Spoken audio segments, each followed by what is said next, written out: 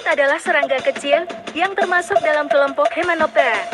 Mereka hidup dalam koloni yang terorganisir dengan pekerjaan yang dibagi-bagi.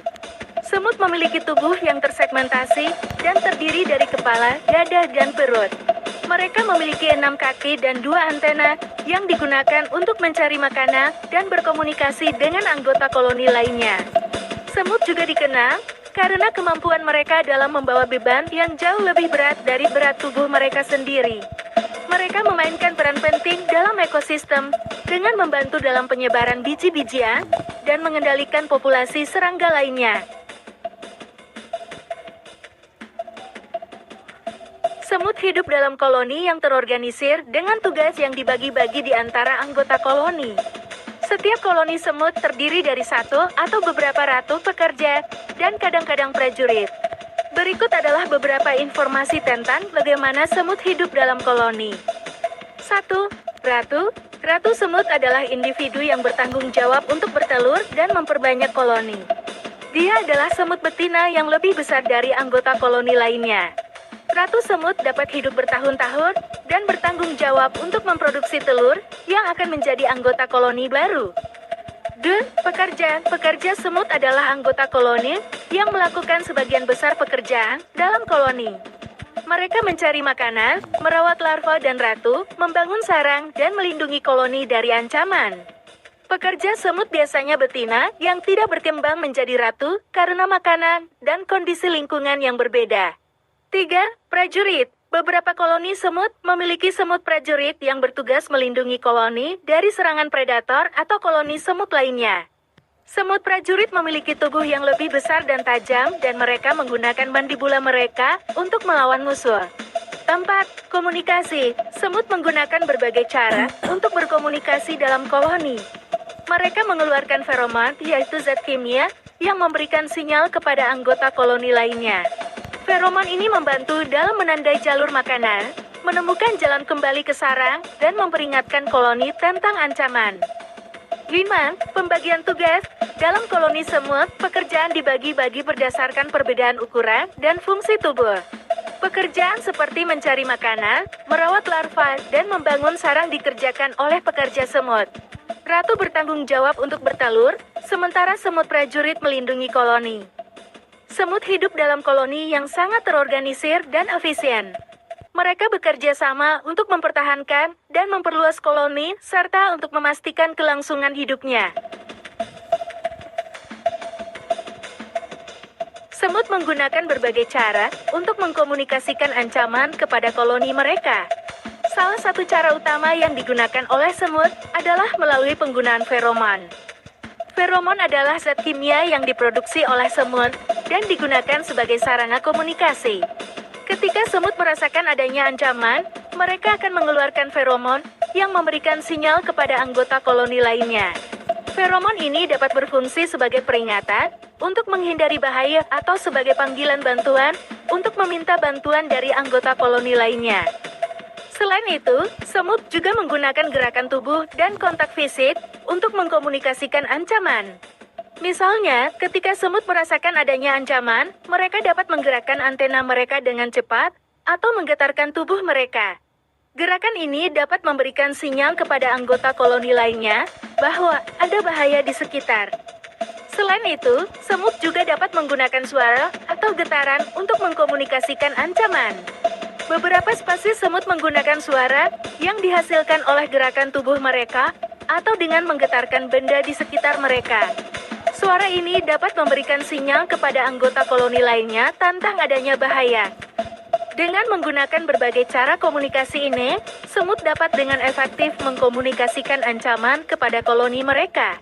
Hal ini memungkinkan koloni semut untuk merespons dengan cepat terhadap ancaman dan mengambil tindakan yang diperlukan untuk melindungi diri mereka sendiri dan koloni mereka. Tugas utama ratu semut adalah untuk bertelur dan memperbanyak koloni. Sebagai satu-satunya individu betina yang dapat bertelur dalam koloni semut, ratu memiliki peran yang sangat penting dalam kelangsungan hidup koloni. Berikut ini adalah beberapa tugas utama yang dilakukan oleh ratu semut. 1. Bertelur. Tugas utama ratu semut adalah untuk bertelur. Ratu semut memiliki ovarium yang memungkinkannya menghasilkan telur. Dia akan terus bertelur sepanjang hidupnya, memproduksi ribuan atau bahkan jutaan telur tergantung pada spesies semutnya. 2. Membangun sarang. Ratu semut bertanggung jawab untuk membangun sarang atau tempat tinggal bagi koloni. Dia akan menciptakan ruang yang cocok untuk bertelur dan merawat larva. Sarang semut dapat berupa lubang di tanah, tumpukan kayu, atau struktur lainnya tergantung pada spesies semutnya. 3. Merawat larva. Ratu semut juga bertanggung jawab untuk merawat larva yang menetas dari telur yang dia telurkan. Dia akan memberikan perawatan dan nutrisi yang diperlukan agar larva tumbuh dan berkembang menjadi semut dewasa. Ratu semut akan menjaga larva agar tetap aman dan memberikan makanan khusus yang disebut susu semut kepada mereka. 4. Mengatur koloni. Ratu semut memiliki peran penting dalam mengatur koloni. Dia akan mengeluarkan feromon yang memberikan instruksi kepada anggota koloni lainnya. Feromon ini dapat digunakan untuk mengatur perilaku pekerja semut, mengarahkan mereka ke sumber makanan, atau mengatur pertahanan koloni. 5. Memilih tempat berkembang biak. Ratu semut juga bertanggung jawab untuk memilih tempat berkembang biak yang tepat. Dia akan mencari lingkungan yang aman dan memiliki sumber makanan yang cukup untuk mendukung pertumbuhan koloni. Ratu semut akan memilih tempat yang strategis untuk memastikan kelangsungan hidup koloni. Tugas-tugas ini menjadikan ratu semut sebagai sosok yang sangat penting dalam koloni semut. Kehadirannya memastikan kelangsungan hidup koloni dan pertumbuhan populasi semut.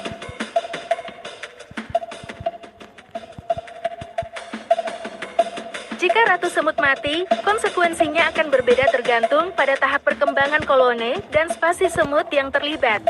Berikut adalah beberapa kemungkinan yang dapat terjadi jika ratu semut mati. 1. Koloni terhenti. Jika ratu semut mati, pada tahap awal koloni mungkin tidak dapat berkembang lebih lanjut. Tanpa adanya ratu yang bertelur, tidak akan ada generasi baru semut yang lahir. Koloni ini kemungkinan akan terhenti dan mati dalam jangka waktu tertentu. 2. Pergantian ratu. Beberapa spesies semut memiliki kemampuan untuk menggantikan ratu yang mati. Dalam kasus ini, semut pekerja yang ada dalam koloni akan memilih larva atau nyamuk yang akan dijadikan ratu pengganti. Ratu pengganti ini akan mengambil alih tugas bertelur dan memperbanyak koloni. 3. Koloni terpecah. Dalam beberapa kasus, jika ratu semut mati, koloni dapat terpecah menjadi kelompok-kelompok yang terpisah. Semut pekerja yang tersisa dapat membentuk kelompok baru dengan ratu pengganti atau mencari koloni semut lain untuk bergabung. 4. Koloni tergantung pada spesies lain. Ada beberapa spesies semut yang memiliki ketergantungan terhadap spesies semut lain atau serangga lainnya. Jika ratu semut mati, koloni semut tersebut mungkin akan mencari koloni semut dari spesies lain untuk bergabung atau mencari spesies serangga lain untuk membantu dalam bertelur dan memperbanyak diri. 5. Kemunduran koloni. Dalam beberapa kasus, jika ratu semut mati, koloni dapat mengalami kemunduran atau penurunan populasi. Tanpa adanya reproduksi yang terus-menerus, populasi semut dalam koloni akan menurun seiring berjalannya waktu. Namun, penting untuk diingat bahwa setiap spesies semut memiliki cara yang unik dalam menangani kematian ratu. Respon koloni terhadap kematian ratu semut juga dapat dipengaruhi oleh faktor-faktor seperti lingkungan, sumber daya, dan interaksi dengan koloni semut lainnya.